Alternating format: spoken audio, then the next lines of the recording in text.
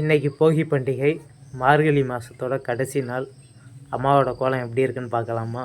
வாங்க.